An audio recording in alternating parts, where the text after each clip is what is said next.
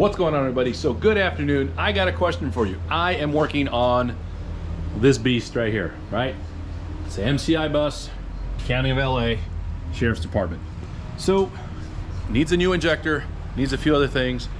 My question to you is, have you guys noticed the insane pricing on injectors? Now, I'm more of a Detroit guy, so the Detroit stuff's reasonable, it's not crazy. But right now, when you buy one injector for the low price of about $1,800, right? That's this one right here. 1,800 bucks, 1,800 chiles right there. Now you can buy it in a kit, according to what Cummins says. Hey, it's a kit, you can buy it, but it's a 200-day wait time. However, if you buy it individually, in other words, injector and feed tube, you can get it right away. You don't have to wait. Pretty crazy, right? I mean, really, has Cummins lost their mind? Or maybe I'm just out of touch. I know it's expensive, right? Everything nowadays has gone up. But seriously,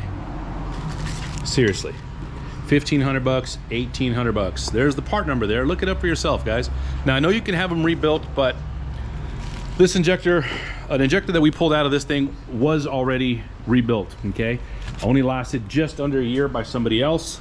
Now, I'm not knocking them because I get it, you know, things happen, but I mean, my goodness, man. The fact that one injector is $1,800 plus the tube, of course, because you got to buy it separate now. So has Cummins lost their mind? Let me know what you think, man.